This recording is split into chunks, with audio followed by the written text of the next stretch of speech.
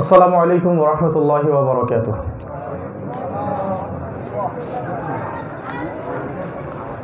ইন্নাল হামদুলিল্লাহ নাহমাদুহু ওয়া নাস্তাঈনুহু মান ইয়াহদিহিল্লাহু ফালা মুদিল্লা লাহু ওয়া মান ইউদ্লিল ফালা হাদিয়া লাহু ওয়া নাশহাদু আন লা ইলাহা ইল্লাল্লাহ ওয়াহদাহু লা শারীকা লাহু ওয়া নাশহাদু আন্না মুহাম্মাদান আবদুহু ওয়া রাসূলুহু আম্মা বা'দ। فأعوذ بالله من الشيطان الرجيم بسم الله الرحمن الرحيم وقال الله تعالى في كلامه المجيد والفرقانه الحميد اقترب للناس حسابهم وهم في غفلة معرضون وقال رسول الله صلى الله عليه وسلم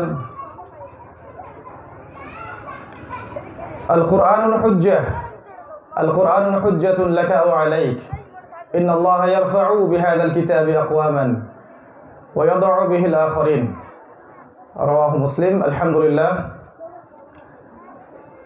যাবতীয় প্রশংসা এবং গুণগান একমাত্র মহিয়ান ও গরিয়ান আল্লাহ সুবহানাহু ওয়া তাআলার জন্য, যে আল্লাহ রাব্বুল আলামিন আজকে আমাদেরকে সুস্থ শরীরে এশা সালাতের পরে একটা ইসলামিক জলসায় বসার তৌফিক দান করেছেন, যে আল্লাহ পাক নাজিল করেছেন মহাবিশ্বয় মহাগ্রন্থ আল কোরআন এবং প্রেরণ করেছেন সর্বকালের সর্বশ্রেষ্ঠ মানব মুহাম্মদুর রাসূলুল্লাহ সাল্লাল্লাহু আলাইহি ওয়াসাল্লামকে।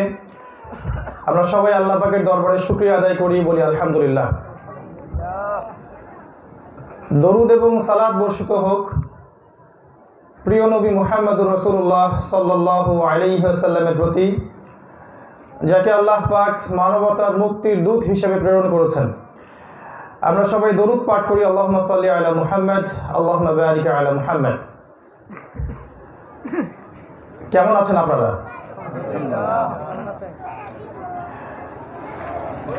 আমরা প্রথমেই আল্লাহর কাছে দোয়া করছি যে আজকের এই মাহফিলটা যে যুবক ভাইয়েরা উদ্যোগ নিয়ে আজকে করেছেন, শ্রম দিয়েছেন, অর্থ দিয়েছেন, মেধা দিয়েছেন, সময় দিয়েছেন, আল্লাহ পাক তাদের এই কাজের বিনিময়ে আল্লাহর পথে তাদেরকে কবুল করুন, আল্লাহুম্মা আমিন। এবং জান্নাতুল ফিরদাউসে রাসূলুল্লাহ সাল্লাল্লাহু আলাইহি ওয়াসাল্লামের সাথে থাকার তৌফিক দান করুন, আল্লাহুম্মা আমিন। প্রিয় দ্বীনী ভাইয়েরা, উপস্থিত মুরব্বী কেরাম, উলামায়ে কেরাম এবং পর্দার আড়ালে মা বোনেরা, আজকে ইনশাআল্লাহ তাআলা একটা গুরুত্বপূর্ণ বিষয় নিয়ে আপনাদের সাথে কথা বলবো।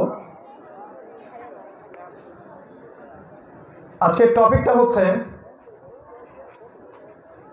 বর্তমান মুসলিম উম্মার অবস্থা, সমস্যা, সমাধান এবং উত্তরণের পথ, এবং আখিরুজ্জামান সম্পর্কে প্রাসঙ্গিক কিছু কথা। আমি আলোচনা শুরু করতে চাচ্ছি পবিত্র কোরআনুল কারীমের একটা আয়াত থেকে।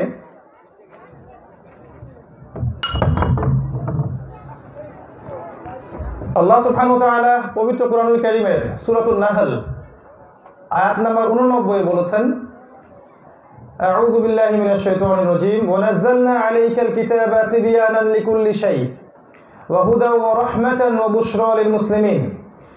আল্লাহ পাক বলছেন, হে নবী মুহাম্মদ সাল্লাল্লাহু আলাইহি ওয়াসাল্লাম, আমি আপনার প্রতি এমন একটা কিতাব নাজিল করেছি, যেই কিতাবটা হচ্ছে প্রত্যেকটা বিষয়ের সমাধান।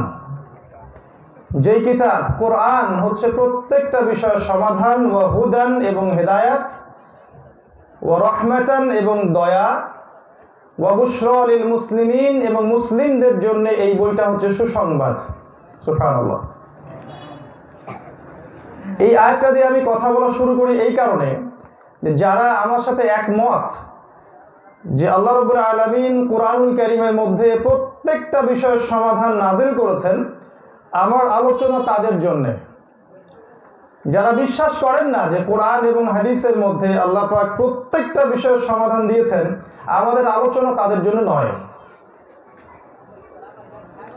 যারা বিশ্বাস করেন হৃদয় থেকে যে আল্লাহ পাক কোরআনুল কারীমের মধ্যে প্রত্যেকটা বিষয়ের সমাধান নাজিল করেছেন, আলোচনাগুলো তাদের জন্য। যাদের বিশ্বাস হয় না যে কোরআন এবং হাদিসে আল্লাহ প্রতিটা বিষয়ের সমাধান নাজিল করেছেন, আমাদের আলোচনা তাদের জন্য নয়। তারা পশ্চিমা সভ্যতা থেকে হেদায়েত নিতে পারেন, সেকুলারিজম থেকে নিতে পারেন, কমিউনিজম থেকে নিতে পারেন, জাতীয়তাবাদ থেকে নিতে পারেন, ডেমোক্রেসি থেকে নিতে পারেন। হয়তো অনেক শব্দ বুঝে আসতেছে না, আসবে ইনশাআল্লাহ সামনে। আমি অনুরোধ করব, যতক্ষণ পর্যন্ত আমরা এখানে বসে আছি আমরা আপোষে কথা বলবো না, মোবাইল ফোনগুলোকে সাইলেন্ট করে রাখবো ইনশাআল্লাহ। আর আমার কাছ থেকে আপনারা একটা জিনিস পাবেন না, এর জন্য আমি আন্তরিকভাবে দুঃখিত। আমার কাছ থেকে আপনারা ইনশাআল্লাহ তাআলা কোনো কেচ্ছা কাহিনী শুনতে পারবেন না, এবং একই সাথে কোনো সুরেলা ওয়াজও আমার দ্বারা সম্ভব না। আমার জানা নাই যে রাসূলুল্লাহ সাল্লাল্লাহু আলাইহি ওয়াসাল্লামের কোনো দাঈ সাহাবী সুর করে মানুষকে ওয়াজ করেছেন, এটা আমার জানা নাই। আমি কোনো দলিল পাইনি, আমি নিষেধ করছি না। আমি আল কোরআনুল কারীমের মধ্যে দুই শ্রেণীর শ্রোতাকে পেয়েছি। দুই শ্রেণীর শ্রোতা আল্লাহ পাক বলেছেন কোরআনে, দুই শ্রেণীর শ্রোতা হয়ে থাকে। এক শ্রেণী হচ্ছে যারা বলে সামি'না ওয়া আতা'না, আমরা শুনলাম এবং মেনে নিলাম। আল্লাহ পাক তাদের ব্যাপারে রহমতের এবং জান্নাতের ফয়সালা করবেন ইনশাআল্লাহ। আরো এক শ্রেণীর শ্রোতা আছে যাদের কথা আল্লাহ বলেছেন কোরআনুল কারীমের মধ্যে, যারা বলে সামি'না ওয়া আসাইনা, আমরা শুনলাম কিন্তু মানলাম না। এই দুই শ্রেণীর শ্রোতা কোরআনুল কারীমের মধ্যে আমরা পাই। এখন আমরা প্রথম শ্রেণীর অন্তর্ভুক্ত হব না দ্বিতীয় শ্রেণীর অন্তর্ভুক্ত হব, এই ডিসিশনটা আমাদেরকে নিতে হবে। যদি আমরা চিন্তা করি শুনবো এবং মানবো, তাহলে হৃদয়ের কান দিয়ে শুনতে হবে, হৃদয়ের চোখ দিয়ে দেখতে হবে এবং কলব দিয়ে উপলব্ধি করতে হবে। আর যদি মনে করেন যে মাহফিলে এসেছি, এখানে সুন্দর সুরেলা ওয়াজ হবে, মনটা একটু তৃপ্ত হবে, রাত 1টা 2টা 12টা পর্যন্ত ওয়াজ শুনবেন, ফজরের নামাজ কাজা করে ঘুমিয়ে থাকবেন, তাহলে আমি বলবো যে এ ধরনের জালসা আপনার জন্য কোনো কল্যাণ নিয়ে আসবে না। কিছু কথা হয়তো খারাপ লাগতে পারে, বাস্তবতা এটাই। যদি বছরে একটা দিন আপনারা একত্রিত হয়ে জালসা এবং মাহফিল করেন এবং এই জালসা এবং এই মাহফিলগুলো আপনাকে 5 ওয়াক্ত নামাজি বানাতে না পারে, আপনাকে খারাপ কাজ থেকে তওবা করে আল্লাহর দিকে ফিরিয়ে আনতে না পারে, এগুলো শোনার পরেও আপনার ভিতরে কোনো পরিবর্তন দেখা যায় না, আপনি আসেন, বসেন, শোনেন, চলে যান, উপলব্ধি করেন না, কথাগুলোকে মিলিয়েও দেখেন না, এবং এগুলো আপনার ঈমানকে বৃদ্ধি করছে না, তাহলে এগুলো আপনার জন্য কোনো কল্যাণ বয়ে আনছে না। বাস্তবতা খুব কঠিন। বাস্তবতা হচ্ছে বাংলাদেশে লক্ষ কোটি মাহফিল হচ্ছে প্রতি বছর, লক্ষ লক্ষ। আলটিমেটলি আমরা দেখছি যে দিন শেষে মুসলিমদের বিভক্তি দূর হচ্ছে না, মুসলিমদের অর্থনৈতিক শক্তি সমৃদ্ধ হচ্ছে না, মুসলিমদের কোনো পলিটিক্যাল পাওয়ার তারা পাচ্ছে না, মসজিদগুলোতে সালাত কায়েম হচ্ছে না, রাষ্ট্রীয় যাকাত ফান্ড ক্রিয়েট করা হচ্ছে না, ইসলামী শরিয়া কোনো ল দেশে কায়েম করা হচ্ছে না। দিন শেষে আমরা দেখছি রেজাল্ট কিন্তু খুব বেশি পজিটিভ না। এটাই বাস্তবতা। আমরা 12টা 1টা 2টা পর্যন্ত ওয়াজ শুনছি ঠিকই, ফজরের জামাতে যাচ্ছি না। আমরা এখানে ওয়াজ করতে শুনতে আসি, বেশিরভাগকেই দেখলাম বাইরে বাজারে ঘোরাফেরা করছেন, চা নাস্তা খাচ্ছেন, জিলাপি খাচ্ছেন, মহিলাদেরকে দেখলাম এদিকে ওদিকে ঘুরে বেড়াচ্ছেন। এখানে এসেছি আমরা আল্লাহ এবং তার রাসূলের কথা শুনতে। এখানে যেই কথা বলুক না কেন, আমি বা অন্য বড় কোনো আলেম বা আরো বড় কোনো আলেম, যদি তিনি কোরআন এবং সুন্নাহ থেকে কথা বলে থাকেন, সেই কথাটা শুনে মানা আপনার উপর ওয়াজিব। আর যদি আপনি শুধু শোনার জন্যই আসেন, মানার জন্য না আসেন, তাহলে এই রাতের কষ্ট, এই মাহফিল আপনার জন্য দীর্ঘমেয়াদী কোনো সাফল্য বয়ে আনবে না। এটাই বাস্তবতা। আমি আমার আলোচনার টপিকে যাচ্ছি। আল্লাহ সুবহানাহু ওয়া তাআলা পবিত্র কোরআনুল কারীমের সূরাতুল কাহফের 54 নম্বর আয়াতে, সূরাতুন নাহলের 89 নম্বর আয়াতে একটা কথা স্পষ্ট করেছেন যে আল্লাহ রাব্বুল আলামিন বলছেন, হে নবী মুহাম্মদ সাল্লাল্লাহু আলাইহি ওয়াসাল্লাম, আমি আপনার প্রতি এমন একটা কিতাব নাজিল করেছি যেই বইটা প্রত্যেকটা বিষয়ের সমাধান। আপনি কি বিশ্বাস করেন যে আল কোরআন প্রতিটা বিষয়ের সমাধান? কারা কারা বিশ্বাস করেন যে কোরআনে প্রত্যেকটা বিষয়ের সমাধান আছে? মাশাআল্লাহ, আপনারা সবাই দেখি মৌলবাদী। একজন মানুষ, যে ব্যক্তি এটা বিশ্বাস করতে পারেনি যে কোরআন এবং হাদিসের মধ্যে আল্লাহ রাব্বুল আলামিন প্রতিটা বিষয়, ব্যক্তিগত সমস্যা, পারিবারিক সমস্যা, সামাজিক সমস্যা, অর্থনৈতিক সমস্যা, ইভেন পলিটিক্যাল রাজনৈতিক সমস্যার সমাধান রেখেছেন, এই বিশ্বাস যার ভিতরে নাই, তাকে আমরা পরিপূর্ণ মুসলিম বলতে পারি না। দুঃখিত। এটাই কোরআনের হেদায়েত। ওয়ামান লাম ইয়াহকুম বিমা আনজালাল্লাহ ফাউলাইকা হুমুজ জালিমুন ফাউলাইকা হুমুল ফাসিকুন ফাউলাইকা হুমুল কাফিরুন। আল্লাহ পাক বলেছেন, যারা আল্লাহ সুবহানাহু ওয়া তাআলার আইন, বিচার, শাসন এটা বাস্তবায়ন করছেন না, আল্লাহ পাক বলেছেন ফাউলাইকা হুমুজ জালিমুন, তারা জালেম। এটা আল্লাহর কথা। যদি আপনার কোনো আপত্তি থেকে থাকে, আপনি পরকালে আল্লাহকে ধরবেন। সূরাতুল মাইদা আয়াত নম্বর 44, আয়াত নম্বর 45, আয়াত নম্বর 47 বাসায় গিয়ে অনুগ্রহ করে খুলে দেখবেন। আল্লাহ পাক সূরা কাহফের মধ্যে বলেছেন 54 নম্বর আয়াতে, ওয়ালাকাদ সাররাফনা ফি হাযাল কুরআন লিন-নাস মিন কুল্লি মাসাল। আমি এই কোরআনের মধ্যে মানব জাতির জন্য প্রত্যেকটা বিষয়ের সমাধান নাজিল করেছি। ওয়া কানাল ইনসানু আকসারা শাইইন জাদালা, কিন্তু মানুষ বেশিরভাগ বিষয়ে বিতর্ক করতে বেশি পছন্দ করে। সূরা বনী ইসরাঈল আল্লাহ পাক বলেছেন, ফাআবা আকসারুন নাস ইল্লা কুফুরা, মানুষ অস্বীকার করে থাকে এবং কুফরি করে থাকে। আমরা যদি রাসূলুল্লাহ সাল্লাল্লাহু আলাইহি ওয়াসাল্লামের বিদায় হজের ভাষণের দিকে তাকাই, আমরা দেখতে পারবো রাসূলুল্লাহ সাল্লাল্লাহু আলাইহি ওয়াসাল্লাম বলেছেন, তারাকতু ফিকুম আমরাইন, আমি তোমাদের জন্য মাত্র দুটো বস্তু ছেড়ে যাচ্ছি। লাম তাদিল্লু মা তামাসসাকতুম বিহিমা, তোমরা কোনোদিন পথভ্রষ্ট হবে না যতদিন পর্যন্ত এই দুটো বস্তুকে আঁকড়ে ধরে থাকবে। এক নাম্বার কিতাব আল্লাহ, আল্লাহর কিতাব অর্থাৎ আল কোরআন, ওয়া সুন্নতি নবীহি, তার নবীর সুন্নাহ অর্থাৎ রাসূলের হাদিস। এই দুটোকে যদি আপনি আঁকড়ে ধরে থাকেন, এই দুটোর সামনে আত্মসমর্পণ করেন এবং এই দুটোর মধ্যেই সমস্ত সমস্যার সমাধান আছে, এই আকীদা আপনার স্ট্রং থাকে, তখন গিয়ে আপনি একজন পরিপূর্ণ মুসলিম হলেন।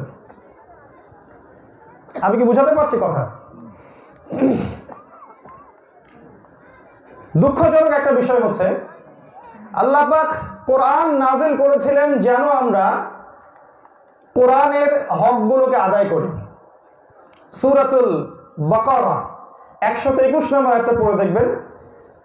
আল্লাহ পাক বলছেন, আল্লাযীনা আতাইনাহুমুল কিতাবা ইয়াতলুনাহু হাক্কা তিলাওয়াতিহি উলাইকা ইউমিনুনা বিহি, যাদেরকে কিতাব দেয়া হয়েছে, এই কোরআন দেয়া হয়েছে, এবং যারা এর তিলাওয়াতের হকটা আদায় করে, এরাই হচ্ছে প্রকৃত মুমিন। আল্লাহ চেয়েছিলেন যেন আমরা আল কোরআনের হকটা আদায় করি। যদি প্রশ্ন করি যে জানেন কি আল কোরআনের হকগুলো কি কি, 95% যুবক উত্তর দিতে পারবে না। আমাদের যুবকদেরকে যদি জিজ্ঞাসা করি যে ওযুর ফরজ কয়টা, রাসূলুল্লাহ সাল্লাল্লাহু আলাইহি ওয়াসাল্লামের কতজন স্ত্রী ছিলেন, তাদের নাম কি, বদরের যুদ্ধ কত হিজরিতে হয়েছিল, উহুদের যুদ্ধ কত হিজরিতে হয়েছে, মুসআব বিন উমাইর রাদিয়াল্লাহু আনহু কেন বিখ্যাত সাহাবী, হামজা রাদিয়াল্লাহু আনহু কেন সাইয়্যিদুশ শুহাদা, বা আল কোরআনের 10টা সূরার নাম বলেন দেখি। আমার মনে হয় 90% যুবক এগুলোর উত্তর দিতে পারে না। আপনি কি মনে করছেন এই যুবক শ্রেণী আল্লাহর পথে জিহাদ করবে? আপনি কি ভাবছেন এই যুবক শ্রেণীকে দিয়ে ইসলামিক খেলাফা আবারও বাস্তবায়িত হবে? আপনি স্বপ্ন দেখছেন, জেগে জেগে স্বপ্ন দেখছেন আপনি। আমরা এভাবেই জানি না যে আল কোরআনের হকগুলো কি কি। আল কোরআনের 6টা হক থাকে। কয়টা হক থাকে? 1 নাম্বার, বিশুদ্ধ করে কোরআন তেলাওয়াত করা শিখতে হয়। হাত উঁচু করেন তো কতজন বিশুদ্ধ করে কোরআন তেলাওয়াত করতে জানেন? মদ মাখরাজ তাজবিদ সহ বিশুদ্ধ করে কোরআন তেলাওয়াত করতে পারেন? কনফিডেন্স আছে কাদের? আমি যদি প্রশ্ন করি যে আপনারা হাত উঠান, কতজন আল কোরআনের জন্য জীবন দিতে চান, আপনারা কি হাত তুলবেন না?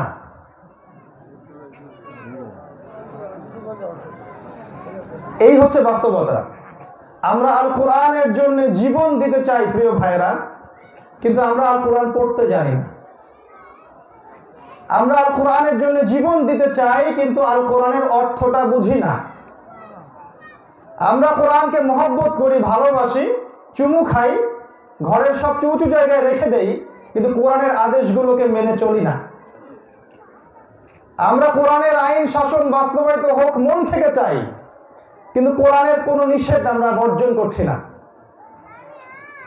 আমরা কোরআনকে খুবই মহব্বত শ্রদ্ধা করি, আমরা চাই যে কোরআন পরকালে আমাদের জন্য সুপারিশ করুক, কিন্তু কোরআন কারীমের দাওয়াত আমরা মানুষের কাছে প্রচার করি না। এবং সর্বোপরি আল কোরআনের শাসন, আইন, হুদুদ, কিসাস এগুলো বাস্তবায়নের জন্য আমাদের ঐক্যবদ্ধ কোনো প্রচেষ্টা নাই। এই ছয়টাই হচ্ছে আল কোরআনের হক। 1 নাম্বার, বিশুদ্ধ করে কোরআন পড়তে শিখতে হবে। নিয়াত করেন আগামী রমাজান আসার আগেই পড়াটা শিখবেন ইনশাআল্লাহ তাআলা। 2 নাম্বার, আল কোরআনের অর্থটা আপনাকে পরিপূর্ণভাবে বুঝতে হবে, আলিফ লাম মিম থেকে মিনাল জিন্নাতি ওয়ান নাস পর্যন্ত, এটা আপনাকে বুঝতেই হবে। নিয়াত করেন মৃত্যুর আগ পর্যন্ত সময় থাকলো, এই সময়ের মধ্যে হলেও আপনাকে আল কোরআনের অর্থ বুঝতেই হবে। এটা শুধু আলেম ওলামাদের কাজ নয়। 3 নাম্বার হক হচ্ছে কোরআনের প্রতিটা বিধান, আদেশ মেনে চলতে হয়। যেমন সালাত, যাকাত, সাওম, সত্য কথা বলা, আল্লাহর পথে দাওয়া দেয়া, প্রয়োজনে আল্লাহর রাস্তায় জিহাদ করা, পিতামাতার খেদমত করা, সততা, পরহেজগারিতা, প্রতিটা বিষয়ে কোরআনের আদেশ এগুলো মেনে চলতে হয়। এটা 3 নাম্বার হক। 4 নাম্বার, কোরআনের যত নিষেধ আছে সমস্ত নিষেধগুলোকে বর্জন করতে হয়। যেমন শিরক করবেন না, সুদ খাবেন না, ঘুষ খাবেন না, দুর্নীতি করবেন না, অন্যের সম্পদ আত্মসাৎ করবেন না, এতিমের মাল ভক্ষণ করবেন না, জিনা করবেন না, বেপরদায় চলবেন না, যত রকমের নিষেধ আছে সব নিষেধ ছাড়তে না পারলে কোরআনের হক আদায় হবে না। 5 নাম্বার, আল কোরআনের দাওয়াত মানুষের কাছে প্রচার করতে হয়। শুধু নিজে আত্মকেন্দ্রিক জীবনযাপন করলে ইসলামিক কমিউনিটি গড়ে ওঠে না, মানুষের কাছে ইসলামিক দাওয়াত প্রচার করতে হয়, কোরআনের দাওয়াত প্রচার করতে হয়। এটা হচ্ছে কোরআনের 5 নম্বর হক। 6 নাম্বার, আল কোরআনের যে বিধানটা আছে এটা সামষ্টিক বাস্তবায়নের জন্য ঐক্যবদ্ধ প্রচেষ্টার দরকার আছে। এই প্রচেষ্টা চালানোর জন্য আপনাকে আল্লাহ যা দিয়েছেন, আপনার জান, আপনার মাল, আপনার মেধা, আপনার শ্রম, সময়, এটাকে আল্লাহর পথে ফি সাবিলিল্লাহ ঢেলে দিতে হয়। এই 6টা হক যে আদায় করতে পারবে ইনশাআল্লাহ তাআলা কোরআনুল কারীম কাল কিয়ামতের দিন ওই ব্যক্তির পক্ষে সাক্ষী দেবে ইনশাআল্লাহ। কোনো সন্দেহ নাই যে আল কোরআন যার পক্ষে সাক্ষী দিবে সেই ব্যক্তি নিশ্চিত জান্নাতে যাবে ইনশাআল্লাহ তাআলা। আর যে ব্যক্তি কোরআনের এই 6টা হক আদায় করবে না, কোনো সন্দেহ নাই কোরআন তার বিপক্ষে সাক্ষী দিবে। আর কোরআন যার বিপক্ষে সাক্ষী দিবে পৃথিবীর কোনো শক্তি নাই তাকে জান্নাতে নিয়ে যাবে। এত সহজ না। ভেবেছেন একবার লা ইলাহা ইল্লাল্লাহ মুখে পড়লেই জান্নাতে চলে যাব? আজকে লা ইলাহা ইল্লাল্লাহ পড়লে আমাদের রিজিক বাড়ে।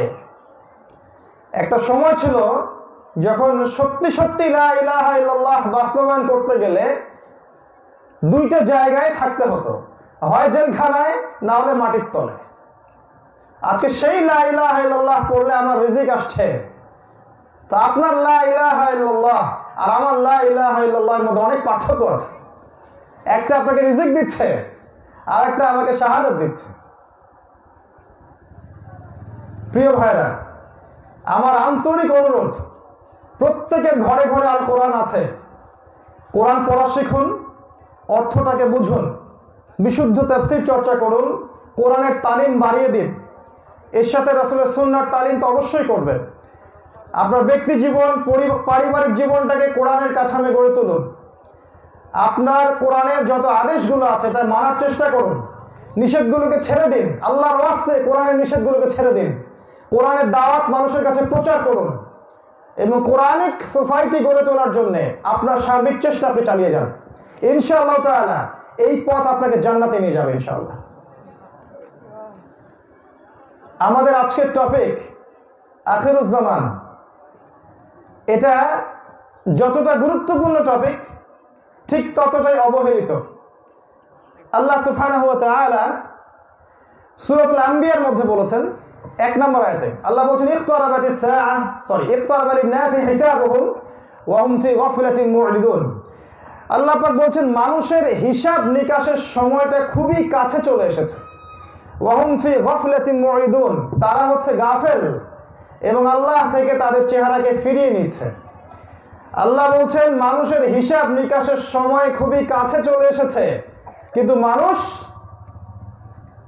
এই বিষয়টা থেকে মুখ ফিরিয়ে নিচ্ছে, আল্লাহ থেকে মুখ ফিরিয়ে গাফেল হয়ে চলছে। আল্লাহ পাক কোরআনের বহু জায়গায় বলেছেন ইকতারাবাতিস সাআহ ওয়া ইনশাক্কাল কমার, কিয়ামত কাছাকাছি চলে এসেছে এবং চাঁদ, এই যে চাঁদ এটা দ্বিখণ্ডিত হয়ে গেছে, চাঁদ 2 টুকরা হয়ে গেছে। আল্লাহ পাক বলেছেন আল হাকুমুত তাকাসুর হাত্তা যুরতুমুল মাকাবির, প্রাচুর্যের দুনিয়ার মোহ তোমাদেরকে গ্রাস করেছে যতক্ষণ না তোমরা কবরে পৌঁছে যাচ্ছ। কাল্লা সাউফা তা'লামুন, কখনো নয় শীঘ্রই তোমরা জানতে পারবে। সুম্মা কাল্লা সাউফা তা'লামুন, কখনো নয় শীঘ্রই তোমরা জানতে পারবে। কাল্লা লাউ তা'লামুনা ইলমাল ইয়াকিন, ইলমাল ইয়াকিনের সাথে তোমরা অবশ্যই জানবে, নিশ্চিত জ্ঞানের সাথে জানবে। লাতারাউন্নাল জাহিম, অবশ্যই তোমরা সবাই জাহান্নামকে দেখবে। সুম্মা লাতুসআলুন্না ইয়াওমাইযিন আনিন নাঈম, কিয়ামতের দিন তোমাদের প্রত্যেককে যার যার নিয়ামত সম্পর্কে আল্লাহ জিজ্ঞাসা করবেন।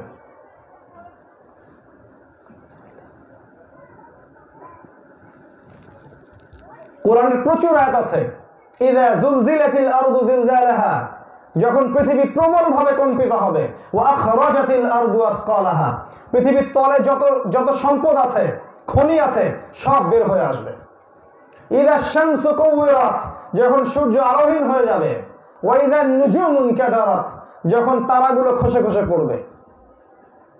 যখন বন্য প্রাণীরা একত্রিত হয়ে যাবে, যখন জীবন্ত পথিত কন্যা সন্তানকে জিজ্ঞাসা করা হবে বিআইয়ি যামবিন কুতিলাত, কি জন্য তোমাকে হত্যা করা হয়েছিল।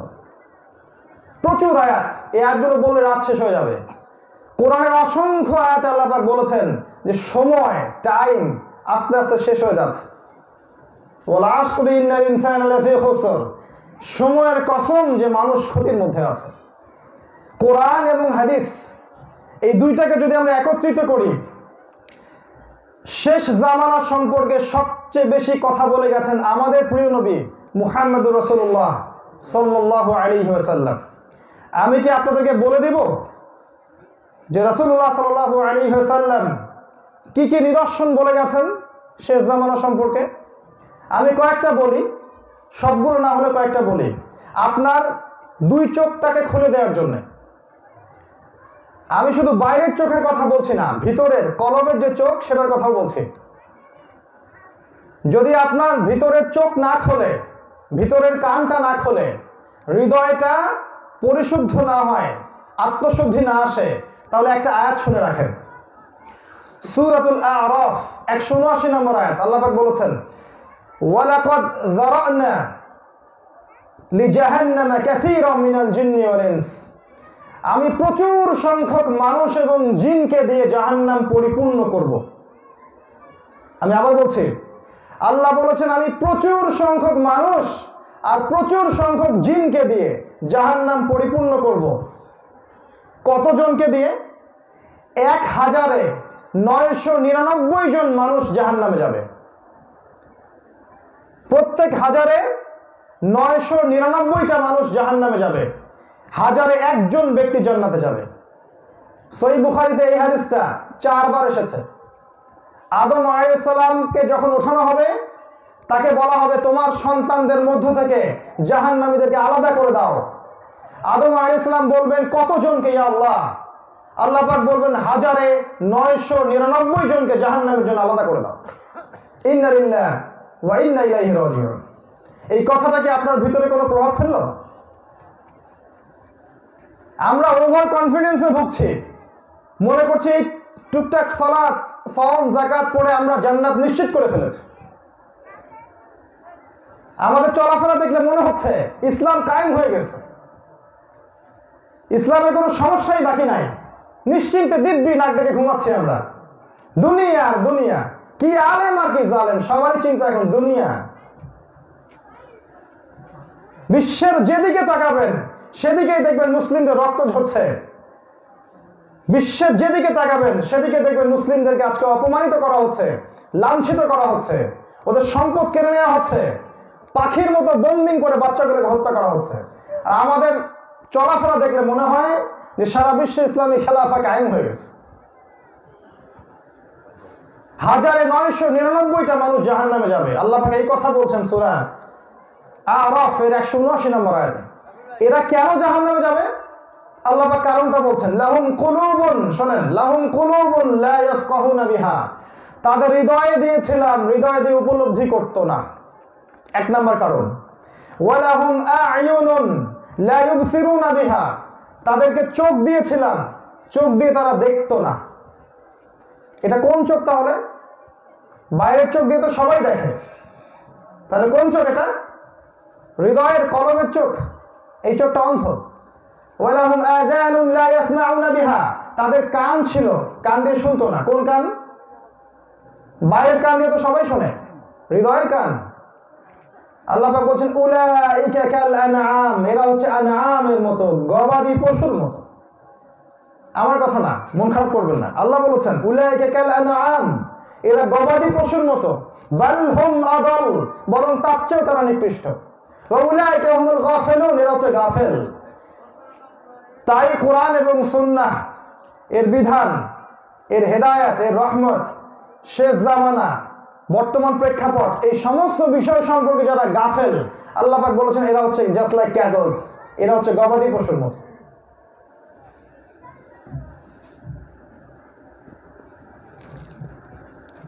রাসূলুল্লাহ সাল্লাল্লাহু আলাইহি ওয়াসাল্লাম, আপনার নবী, আমার নবী, প্রিয় নবী, যাকে আল্লাহ রাব্বুল আলামিন মানবতার মুক্তির দূত হিসেবে প্রেরণ করেছেন, যার চেয়ে নম্র, ভদ্র, মুত্তাকি, পরহেজগার কোনো মানুষ এই পৃথিবীতে সৃষ্টি হয় নাই। তিনি আপনার জন্য আর আমার জন্য হাদিসের পাতায় পাতায় কিয়ামতের শেষ দিন পর্যন্ত কি হবে আর কি না হবে সমস্ত কিছু ব্যাখ্যা করে গেছেন, সমস্ত কিছু। আমরা যখন হাদিসগুলো পড়ি শেষ জামানার, আমরা অবাক হয়ে যাই যে রাসূলুল্লাহ সাল্লাল্লাহু আলাইহি ওয়াসাল্লাম এত স্পষ্ট করে কেমন করে বলতে পারেন। ঈসা আলাইহিস সালাম যখন পৃথিবীতে আসবেন, তার চুলের রংটা কেমন হবে, তার চুল কত লম্বা থাকবে, চুল দিয়ে কি টপটপ করে পানি পড়বে কি পড়বে না, এতটুকু পর্যন্ত রাসূল সাল্লাল্লাহু আলাইহি ওয়াসাল্লাম বলে গেছেন, জানেন? ইমামুল মাহদির সাথে যে ঘোড়সাওয়াররা থাকবে, এই ঘোড়সাওয়ারদের নাম কি, তাদের বাবার নাম কি, এইটা পর্যন্ত নবী সাল্লাল্লাহু আলাইহি ওয়াসাল্লাম বলে গেছেন। 1400 বছর আগে তিনি বলে গেছেন যুগ যুগে কি কি হবে, কি কি হতে যাচ্ছে। দুঃখজনক হচ্ছে কোরআন সুন্নাহ হাতে থাকার পরেও আমরা কোরআন এবং সুন্নাহকে দিয়ে বিশ্বকে চ্যালেঞ্জ করতে পারছি না। এর চেয়ে দুঃখের কোনো জায়গা আমার কলিজার মধ্যে নাই। এই বিষয়ে আমি খুবই আপসেট। কোরআন এবং সুন্নাহ হাতে থাকার পরেও আমরা বিশ্বের রাজনীতিকে চ্যালেঞ্জ করতে পারছি না, আমরা ইসরায়েলকে চ্যালেঞ্জ করতে পারছি না, আমরা আমেরিকাকে চ্যালেঞ্জ করতে পারছি না, আমরা ওদের পশ্চিমা সভ্যতাকে চ্যালেঞ্জ করতে পারছি না, ওদের অর্থনীতিকে চ্যালেঞ্জ করতে পারছি না, আমরা ওদের যত প্ল্যান, ওদের মিডিয়া, প্রযুক্তি, এগুলোকে চ্যালেঞ্জ করতে পারছি না। আমাদের হাতে কোরআন আছে এবং সুন্নাহ আছে, এর চেয়ে দুঃখের কিছু হতে পারে না। আফসোস, রাসূল সাল্লাল্লাহু আলাইহি ওয়াসাল্লাম সব বলে গেছেন। আজকে আমি কয়েকটা মেজর কথা আপনাকে বলছি। জীবনের একদম শেষ দিকে রাসূল সাল্লাল্লাহু আলাইহি ওয়াসাল্লামের মৃত্যুর মাত্র 81 দিন আগে তিনি মসজিদে বসে আছেন। একজন মানুষ মসজিদে ঢুকলেন ধবধবা সাদা কাপড় পরে। রাসূলুল্লাহ সাল্লাল্লাহু আলাইহি ওয়াসাল্লাম সাহাবায়ে কেরামকে নিয়ে বসে আছেন। তিনি ঢুকলেন, ঢুকে রাসূলের পায়ের সাথে পা লাগিয়ে বসলেন। বসে নবীকে প্রশ্ন করছেন, হে মুহাম্মদ সাল্লাল্লাহু আলাইহি ওয়াসাল্লাম, ইসলাম কাকে বলে? ঈমান কাকে বলে, ইহসান কাকে বলে, কিয়ামত কবে হবে? চারটা প্রশ্ন করলেন। ইসলাম কাকে বলে? নবীজি বললেন ইসলাম হচ্ছে তুমি আল্লাহ ছাড়া কারো ইবাদত করবে না এবং আমাকে শেষ নবী বলে বিশ্বাস করবে, সালাত কায়েম করবে, যাকাত দিবে, রমজান মাসে রোজা রাখবে এবং সামর্থ্য হলে হজ করবে। ইসলাম। ঈমান কাকে বলে? নবীজি বললেন ঈমান হচ্ছে আল্লাহর প্রতি বিশ্বাস, ফেরেশতাগণের প্রতি বিশ্বাস, রাসূলগণের প্রতি বিশ্বাস, তাকদীরের ভালো মন্দের প্রতি বিশ্বাস, পরকালের জীবনে বিশ্বাস, আরেকটা আসমানি কিতাব সমূহের প্রতি বিশ্বাস। তিনি বললেন ইহসান কাকে বলে? নবীজি বললেন ইহসান হচ্ছে তুমি এমন ভাবে আল্লাহর ইবাদত করবে যেন তুমি আল্লাহকে দেখতে পাচ্ছ, আর যদি তুমি আল্লাহকে দেখতে না পারো জেনে রাখবে আল্লাহ তোমাকে দেখছেন, এটা নাম ইহসান। 4 নম্বর প্রশ্ন করলেন কিয়ামত কবে হবে? 4 নম্বর প্রশ্নটা কি ছিল? কিয়ামত কবে হবে। এই প্রশ্নের কি দরকার ছিল? এর উত্তরটা জানার এই জন্য দরকার ছিল যাতে করে সেই নিদর্শনগুলো যদি আমাদের জানা থাকে তাহলে আমরা প্রস্তুতি গ্রহণ করতে পারবো, তাই নয় কি? যদি আমরা আলামতগুলো জানতে পারি, বুঝতে পারি, আমরা প্রস্তুতি গ্রহণ করতে পারবো। এই জন্য 4 নম্বর প্রশ্ন তিনি করলেন কিয়ামত কবে, মাতা সাআ, কিয়ামত কবে হবে। নবীজি বললেন এই ব্যাপারে আপনিও যেমন কিছু জানেন না, আমিও আসলে তেমন কিছু জানি না। এক্স্যাক্টলি কত সালে, কোন দিন, কি বারে কিয়ামত হবে আমরা জানি না। তখন তিনি প্রশ্ন করলেন আখবিরনি আন আমারাতিহা, তাহলে আমাকে কিছু আলামত বলে দিন। তখন নবী সাল্লাল্লাহু আলাইহি ওয়াসাল্লাম এই হাদিসে 2টা আলামত বললেন মাত্র। এটা দিয়ে আমি শুরু করতে চাচ্ছি।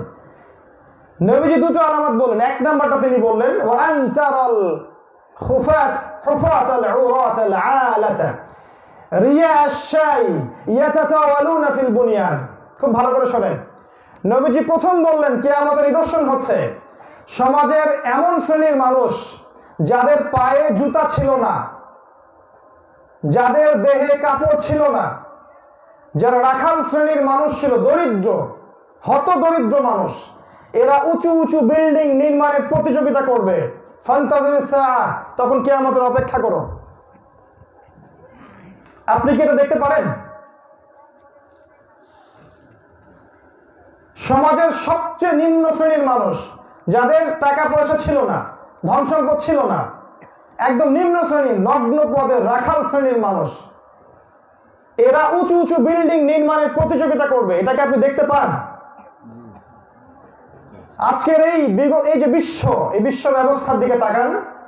কি পশ্চিমা বিশ্ব, কি আরব বিশ্ব, কি আমাদের বাংলাদেশ, কি ইন্ডিয়া, পাকিস্তান, সব দেশ, বিল্ডিং, রাইজিং বিল্ডিং।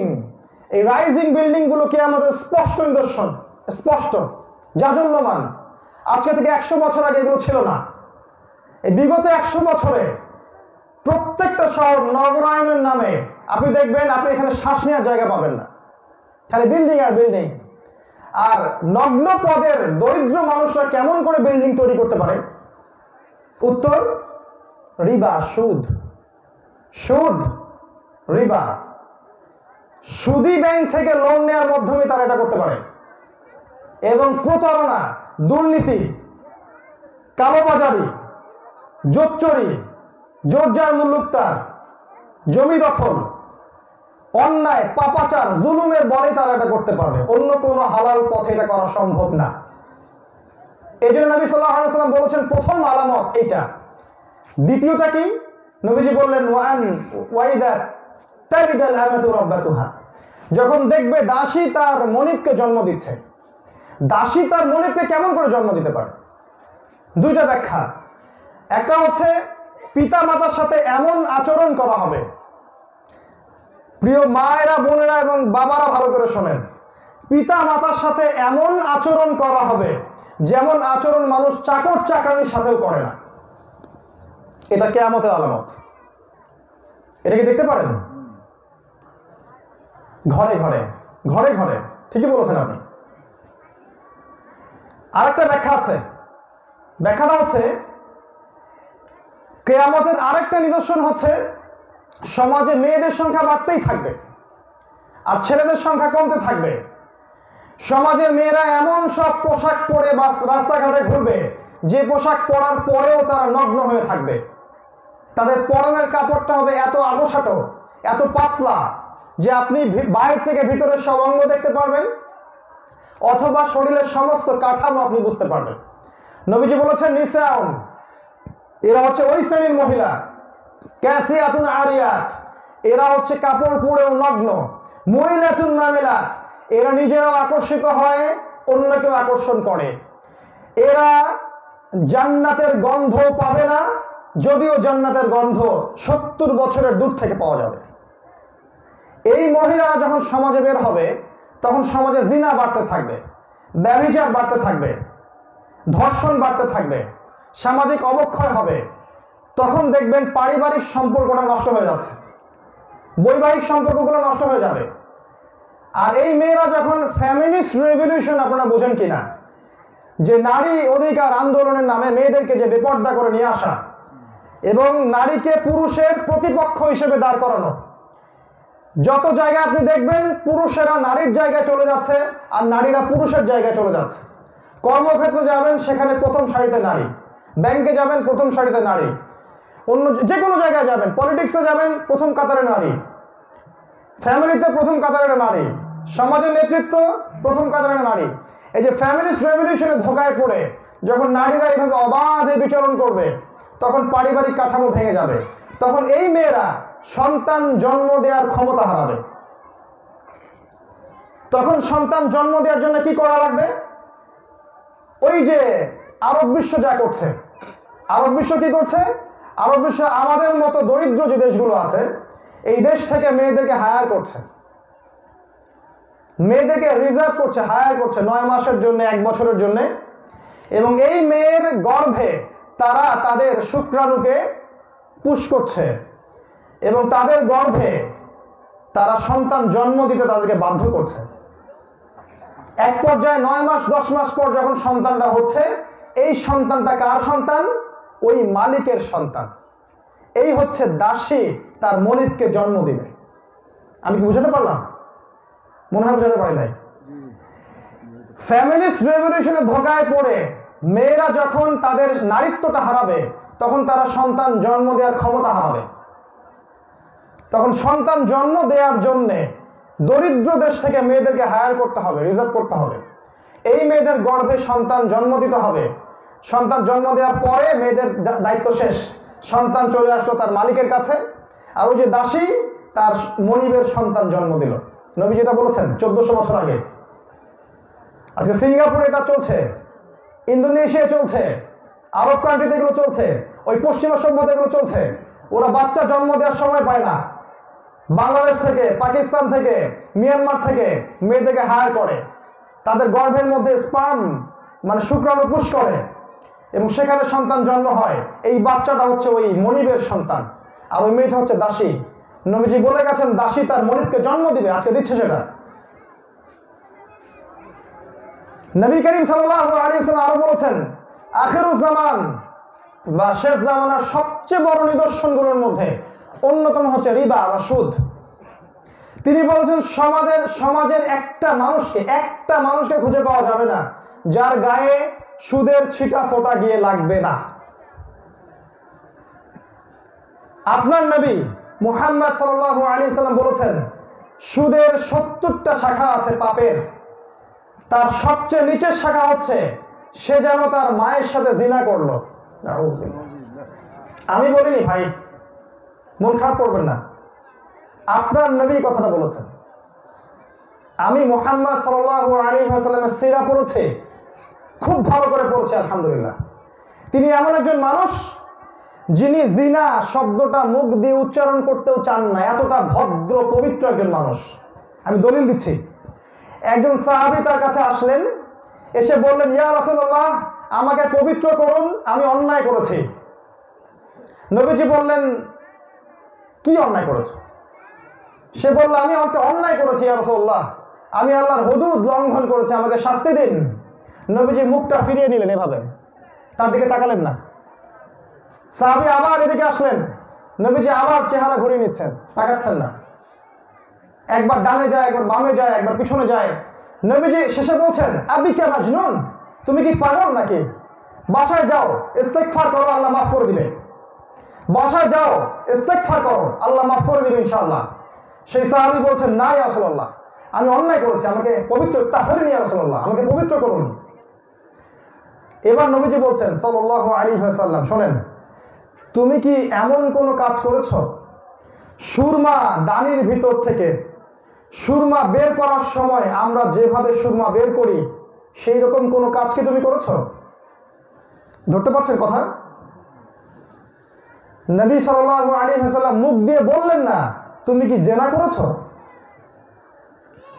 তিনি বললেন না, ওই শব্দটা তিনি উচ্চারণ করতে চাচ্ছিলেন না। তিনি বললেন সুরমা দানি থেকে সুরমা বের করার জন্য আমরা যেভাবে বের করি সেরকম কোন কাজ কি তুমি করেছো? সাহাবী বলেন, হ্যাঁ ইয়া রাসূলুল্লাহ, আমি সেরকম কাজ করেছি। তখন তার হুদুদ কায়েম করা হলো। একজন সাহাবী যখন রজম করছেন, সাহাবী তার ব্যাপারে ভালো মন্দ বলছেন, কি একটা জঘন্য কাজ সে করলো, কি একটা জঘন্য কাজ সে করলো। আমাদের নবীজি বলছেন, না, ওর সম্পর্কে এত বাজে মন্তব্য করো না, কারণ সে এমন তওবা করেছে যে তওবা মদিনাবাসীর মধ্যে ভাগ করে দিলেও কমতে হবে, কম হবে। ওই ব্যক্তি এমন খাস তওবা করেছে, ওর তওবা আর পুরো মদিনাবাসীর তওবা দুই পাল্লা রাখা হলে ওর তওবার পাল্লা ভারী হবে। নবীজি জিনা শব্দটা মুখ দিয়ে বলতে চাইলেন না, আমি বলতে চাচ্ছি সেই নবীজি বলেছেন যে ব্যক্তি সুদ খায় সে যেন তার মায়ের সাথে জিনা করে।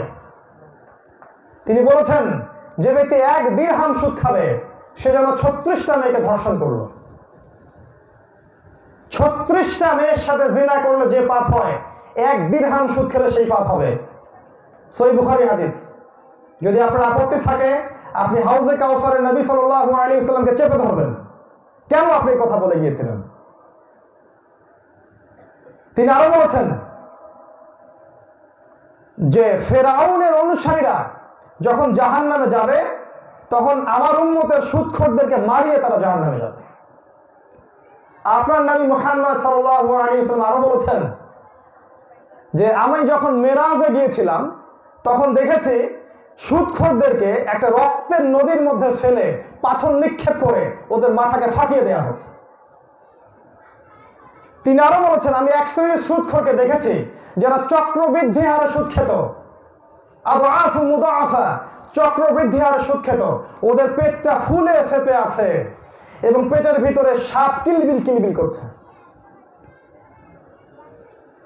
এই হাদিসগুলো শোনার পরেও যদি আপনি চান যে আপনি সুদের সাথে সম্পৃক্ত থাকবেন, দিস ইজ ইউর চয়েস, এটা আপনার চয়েস, আমি আপনাকে বাধ্য করতে পারি না। এতটুকু বলবো, শোনেন, সূরাতুল বাকারা আয়াত নাম্বার 275, 276, 278, 79 পড়ে দেখবেন আজকে গিয়ে। আল্লাহ, আপনার আল্লাহ বলেছেন, আপনার আল্লাহ যে আপনাকে সৃষ্টি করেছেন তিনি বলেছেন, ইয়া আইয়ুহাল্লাযীনা আমানু, হে মুমিনগণ, ইত্তাকুল্লাহ, তোমরা আল্লাহকে ভয় করো, ওয়াযারু মা বাকিয়া মিনার রিবা, সুদের অবশিষ্ট অংশগুলো ছেড়ে দাও, ওয়া ইল্লাম তাফআলু, তোমরা যদি সুদের অবশিষ্ট অংশ না ছেড়ে দাও, ফাযানু বিহারবিন মিনাল্লাহি ওয়া রাসূলিহি, তাহলে আল্লাহ এবং তার রাসূলের সাথে যুদ্ধের ঘোষণা শুনে রাখো। আমাদের উচিত ছিল আমরা আল্লাহ এবং তার রাসূলের পক্ষে নিয়ে যুদ্ধ করব, কিন্তু আমরা সুদের সাথে সম্পৃক্ত থাকার কারণে আলটিমেটলি আমরা আল্লাহ এবং তার রাসূলের বিরুদ্ধে যুদ্ধ করছি। আপনি জেনে করেন আর না জেনেই করেন, আপনি সেটাই করছেন। আল্লাহ পাক তাদের ব্যাপারে বলছেন খালিদিনা ফিহা, তারা জাহান্নামে চিরস্থায়ী হবে। তিনি আরো বলেছেন সুদখোরদেরকে কিয়ামতের দিন উঠানো হবে এমন ভাবে যেন ওদেরকে জিনে ধরেছে, কারণ তারা বলতো ইন্নামাল বাইউ মিসলুর রিবা, সুদ হচ্ছে ব্যবসার মতোই। ফাহাল্লাল্লাহুল বাইআ ওয়া হারামা রিবা, আর আল্লাহ পাক ব্যবসাকে হালাল করেছেন আর সুদকে হারাম করেছেন। তারা বলতো ব্যবসা সুদ একই জিনিস। নবী সাল্লাল্লাহু আলাইহি ওয়াসাল্লাম বলেছেন শেষ জামানায় একটা ব্যক্তিকে খুঁজে পাওয়া যাবে না যে ব্যক্তির গায়ে সুদের ছিটা ফোঁটা লাগবে না। তিনি বলেছেন আমি 4 শ্রেণীর মানুষকে অভিশাপ দিয়ে গেলাম। আপনার নবী অভিশাপ দিয়েছেন, যার চেহারাটা আপনাকে দেখানো হবে যখন আপনাকে কবরে শোয়ানো হবে, যার চেহারাটা আপনাকে দেখানো হবে, বলা হবে এই ব্যক্তিটাকে। বিশ্বাস করেন, যদি পৃথিবীতে কেউ রাসূলুল্লাহ সাল্লাল্লাহু আলাইহি ওয়াসাল্লামের কথা মেনে না চলে, অগ্রাহ্য করে, প্রত্যাখ্যান করে, কোশ্চেন কালেও সে উত্তর দিতে পারবে না এই ব্যক্তিকে। এত সহজ মনে করবেন না। মান রব্বুক, তোমার রবকে। পৃথিবীতে যারা আল্লাহর সাথে শিরক করছে, সে কোশ্চেন কালে উত্তর দিতে পারবে না মান রব্বুক, বলতে পারবে না। মা দীনুক, তোমার দিন কি। আজকে যারা ইসলামকে তাদের পরিপূর্ণভাবে বাস্তবায়ন করতে পারে না, জীবনে ইসলামকে মূল্যায়ন করে না, ইসলাম শেখেরে মৌলবাদী, সন্ত্রাসী, জঙ্গি ইত্যাদি ইত্যাদি কথা বলে বেড়াচ্ছে, কোশ্চেন কালেও মা দীনুকা প্রশ্নের উত্তর দিতে পারবে না। আমরা বিশ্বাস করি না। আপনার নবী 4 শ্রেণীর মানুষকে অভিশাপ দিয়ে গেছেন। এক শ্রেণীর মানুষ যে নিজে সুদ খায়, দ্বিতীয় শ্রেণীর মানুষ যে সুদ দেয়, তৃতীয় শ্রেণীর মানুষ যে সুদের সাক্ষী থাকে, চতুর্থ শ্রেণীর মানুষ যে সুদের কথা লিখে রাখে। এই 4 শ্রেণীকে নিয়েই পুরো ব্যাংকিং সিস্টেম। আর এই পুরো ব্যাংকিং সিস্টেম লঞ্চ করা হয়েছে ওই পশ্চিমা সভ্যতা থেকে, এবং এর মূল হোতা হচ্ছে ইসরায়েল। এই ব্যাপারে আমাদের কোনো মাথা ব্যথা নাই। আমরা ওই মসজিদের কোনায় বসে সুবহানাল্লাহ, আলহামদুলিল্লাহ, আল্লাহু আকবার, কি মনে করেন আপনি? কি ভাবেন নিজেকে? এইটাই দিন মনে করেন? ইকোনমিক সেকশনে হালাল এবং ব্যবসা ভিত্তিক ইসলামিক অর্থনীতি প্রতিষ্ঠার কোনো স্ট্রাগলই নাই আমাদের মধ্যে, কোনো সংগ্রামই নাই। আর আমি যে বয়ানগুলো করছি, এই বয়ানগুলো যথেষ্ট না। আমি বলেই গেলাম, আপনারা শুনেই গেলেন, কিন্তু আমরা ঐক্যবদ্ধভাবে সুদের বিরুদ্ধে কিছু করতে পারলাম না। কিয়ামতের মাঠে আমাকেও আল্লাহ পাক ধরবেন, আপনাদেরকেও ধরবেন। মুশকিল, আমরা এখনো জাহান্নাম থেকে বের হতে পারি নাই। নবীজি বলেছেন শেষ জামানার একটা মানুষ খুঁজে পাওয়া যাবে না যার গায়ে সুদের ছিটাফোঁটা গিয়ে লাগবে না। মানে যে বেঁচে থাকতে চাইবে তার গায়েও সুদের ছিটাফোঁটা গিয়ে লাগবেই। এটা হচ্ছে কিয়ামতের বড় নিদর্শন। শোনেন, আজকে থেকে 100 বছর আগে ইউনিভার্সাল সুদ ছিল না। ইউনিভার্সাল কথাটা বোঝেন কিনা? বৈশ্বিক, বিশ্বের সমস্ত জায়গার মানুষ একসাথে সুদ খাচ্ছে, এমন বিশ্ব আগে কখনো ছিল না। আজকে থেকে 100 বছর আগে ইউনিভার্সাল জিনা, মানে বিশ্বের সমস্ত মানুষ জিনা করতেছে, এমন ছিল না। ইউনিভার্সাল শিরক, বিশ্বের সমস্ত মানুষই শিরক করতেছে একসাথে, এমন ছিল না। ইউনিভার্সাল খেলাফাগণ, মানে বিশ্বের পুরো বিশ্ব থেকে খেলাফা বাদ, বিশ্বের একটা জায়গা খুঁজে পাওয়া যাবে না যেখানে খেলাফা আছে, এরকম বিশ্ব আগে কখনো ছিল না। এই বিশ্ব বিগত 100 বছরের পৃথিবী আর আগের 1400-1500 বছরের পৃথিবী এক নয়।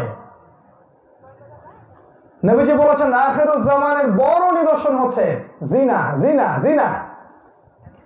সমাজে জিনা বাড়তেই থাকবে আর বাড়তেই থাকবে, আর মানুষ জিনাকে হালাল মনে করবে। হালাল, মানুষ জিনা করবে কিন্তু জিনাকে হারাম মনে করবে না। নবীজি বলেছেন মানুষ সুদ খাবে, সুদকে হালাল মনে করবে না, হারাম মনে করবে না। মানুষ মদ খাবে, মদকে হারাম মনে করবে না। মানুষ গান বাজনা বাদ্যযন্ত্র শুনবে, এগুলোকে হারাম মনে করবে না। মানুষ অন্যায়, অশ্লীলতা, পাপাচার, রাত পার করবে, এগুলোকে হারাম মনে করবে না। নবীজি তাদের একটা সুসংবাদ দিয়েছেন। তিনি বলেছেন আল্লাহ পাক অচিরেই, শুনুন, যারা সুদের সাথে সম্পৃক্ত, যারা জিনার সাথে সম্পৃক্ত, মদের সাথে সম্পৃক্ত, বাদ্যযন্ত্র গান বাজনার সাথে সম্পৃক্ত এবং দুনিয়াবি ভোগবিলাস, নারীর নৃত্য, অশ্লীলতা, বেহায়াপনা, এগুলোর সাথে সম্পৃক্ত, নবীজি বলেছেন আল্লাহ সুবহানাহু ওয়া তাআলা তাদেরকে বানর এবং শুয়োরে পরিণত করবেন। একটু আগে আমি হাদিসটা আবার পড়ছিলাম আমার ভাইকে সাথে নিয়ে। আমি বললাম এখানে বাহ্যিক অর্থ নাও হতে পারে। তাদের স্বভাব চরিত্র বানরের মতো হয়ে যাবে এবং তাদের স্বভাব চরিত্র শুয়োরের মতো হয়ে যাবে। বানর কি করে? বানর বোঝে না ব্যক্তিগত জীবন কোনটা আর পাবলিক জীবন কোনটা। প্রাইভেট লাইফ কোনটা, পাবলিক লাইফ কোনটা, বানর এটা বোঝে না।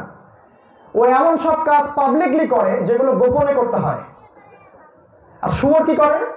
শুয়োর ভালো পবিত্র জিনিস বাদ দিয়ে অপবিত্র নোংরা জিনিস খায়। এই ব্যক্তিরা আল্লাহর পবিত্র বিধান বাদ দিয়ে অপবিত্র নোংরা জিনিস খাবে, এই শুয়োর হয়ে যাবে। আল্লাহ আযাব নবী সাল্লাল্লাহু আলাইহি ওয়াসাল্লাম আরো বলে গেছেন, শোনেন, যে কিয়ামতের আখিরুজ জামানের আগে আগে ব্যাপক ভূমিকম্প হবে। ব্যাপক ভূমিকম্পের পর ভূমিকম্প হতেই থাকবে, একটার পর একটা। তিনি বলেছেন সানাওয়াতু জালাজিল, ভূমিকম্পের বছর চলতে থাকবে, বছরের পর বছর ধরে ভূমিকম্প হতে থাকবে।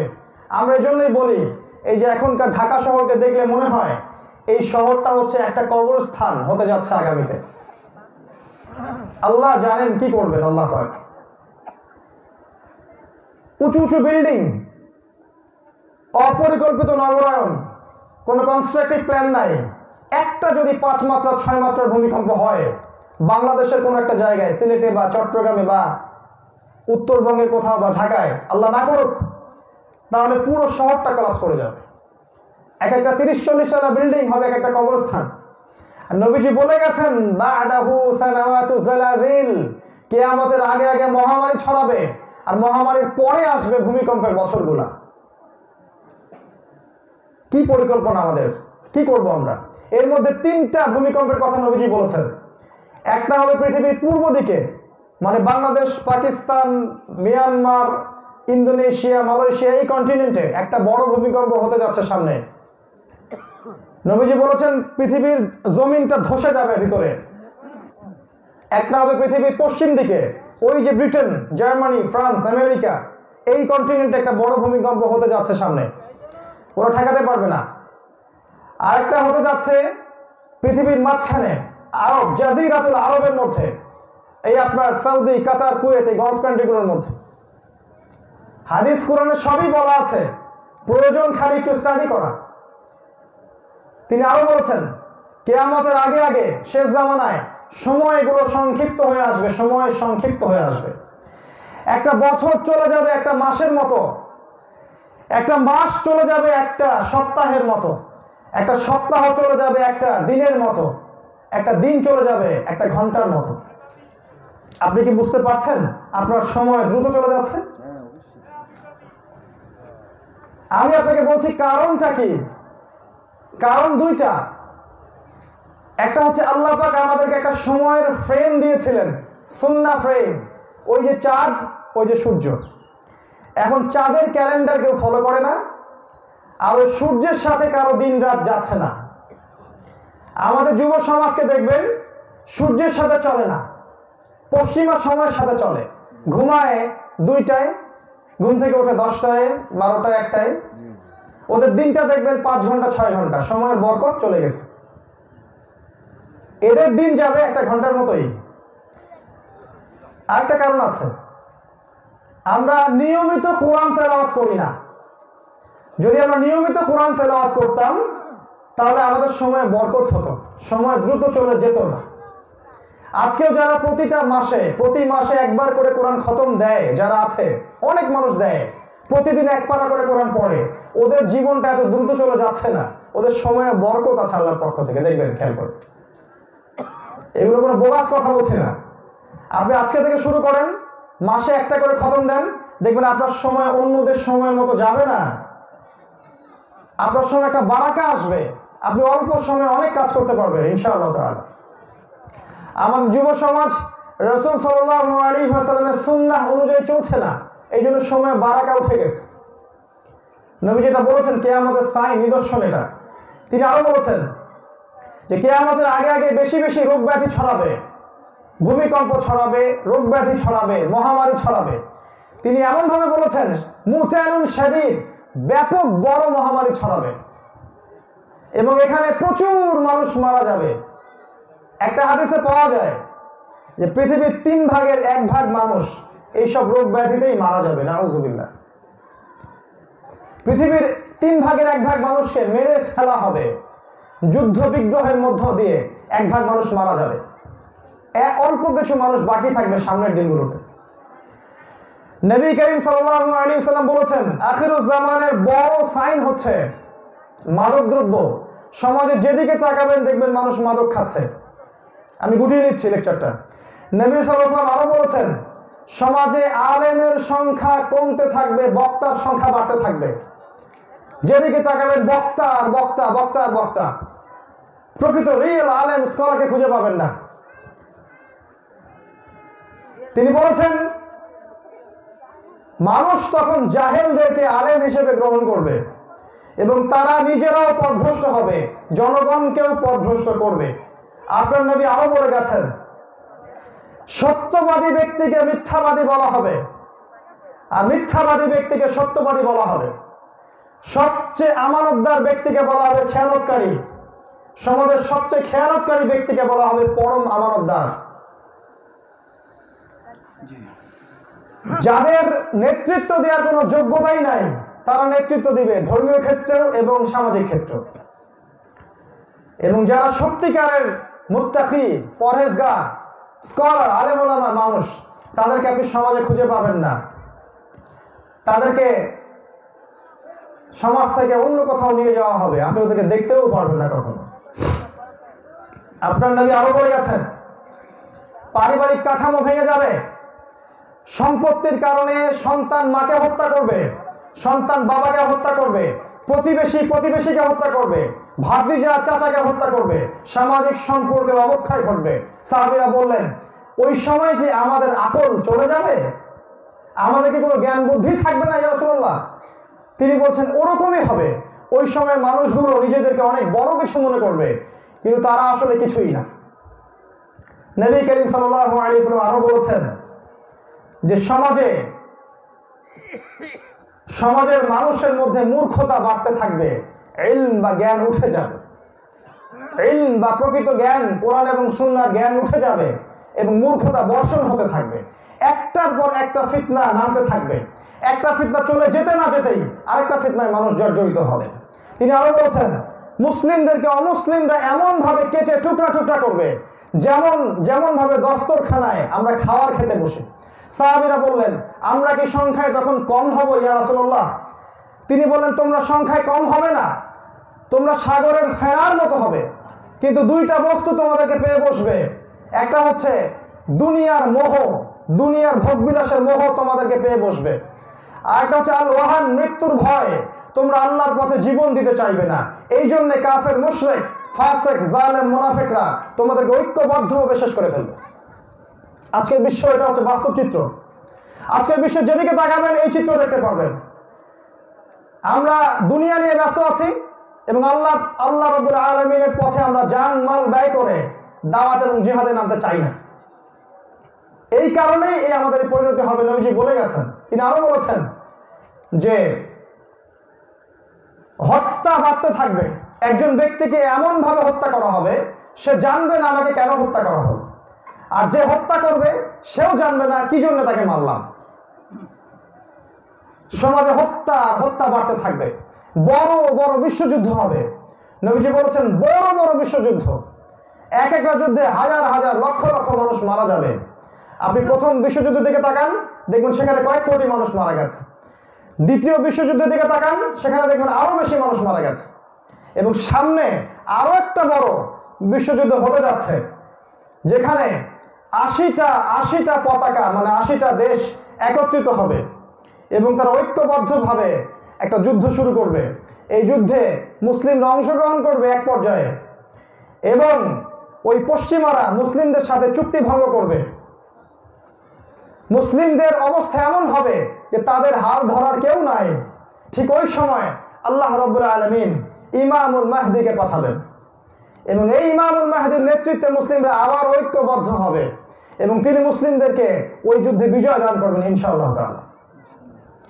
তারপরে মুসলিমরা কনস্টান্টিনোপল, তুরস্কের ইস্তাম্বুল শহরটা আবার বিজয় করবে। এরপর মসিহুদ দাজ্জাল তার সশরীরে এসে বের হবে এবং এই দাজ্জালকে হত্যা করার ক্ষমতা মুসলিমদের থাকবে না। এই সময় আল্লাহ রাব্বুল আলামিন ঈসা আলাইহিস সালামকে আকাশ থেকে পাঠাবেন এবং ঈসা আলাইহিস সালাম এই দাজ্জালকে হত্যা করবেন। এবং তারপরে ওই জেরুজালেম, ইসরায়েল যেটা দখল করেছে ফিলিস্তিনে, ওই জেরুজালেম থেকে ইসলামী খেলাফা আবারও বাস্তবায়িত হতে যাচ্ছে ইনশাআল্লাহ তাআলা। পৃথিবীর কোনো শক্তি এই হাদিসগুলোকে উল্টাতে পারবে না, সবগুলো সহিহ। আমি জয়ীফ কোন হাদিস বলিনি এখানে। এই খেলাফা ওই জেরুজালেম থেকে এস্টাবলিশ হতে যাচ্ছে সামনে। কথাটা এই জন্য বললাম যাতে কোনো মুসলিম আপনারা হীনমন্যতায় না ভোগেন যে আমাদের এই অবস্থা কেন আজকে, কি হতে যাচ্ছে সামনে। সামনের সময় আমাদের জন্য, মাঝখানে অল্প কিছু সময় বাকি আছে। তবে আমি এতটুকু বলবো, আখিরুজ জামানের যতগুলো আলামত আছে, সারা রাত বললে শেষ করতে পারবো না, যতগুলো সাইন বা নিদর্শন আছে আমরা বুঝতে পারছি 90 থেকে 95% দু চোখ দিয়ে দেখা যাচ্ছে। এখন দু চোখ দিয়ে দেখা যাচ্ছে। মেজর বড় বড় কিছু সাইন আমরা এখনো দেখি নাই। ঈসা আলাইহিস সালাম এখনো আসেন নাই, ইমামুল মাহদি এখনো আসেন নাই, ইসলামিক খেলাফা এখনো কায়েম হয়নি, কিন্তু অচিরেই এগুলো হতে যাচ্ছে ইনশাআল্লাহ তাআলা।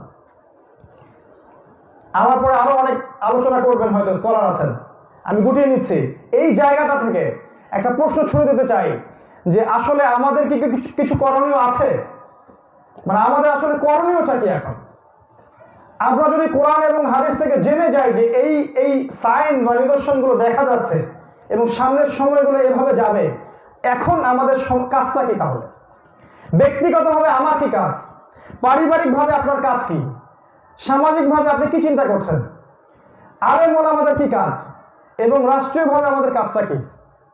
পৃথিবীর কোন শহর, কোন দেশ এই গ্লোবাল ফিতনা থেকে বাইরে যেতে পারবে না, যতই চাক না কেন। আমাদের দেশ পর্যন্ত ইনভলভ হয়ে যাবেই। আমরা স্কিপ করতে পারবো না। যখন পুরো বিশ্বের ফাসাদ ছড়িয়ে পড়বে, আপনি নিজেও স্কিপ করতে পারবেন না, আপনাকেও ফিতনা এসে গ্রাস করবে। কি পরিকল্পনা!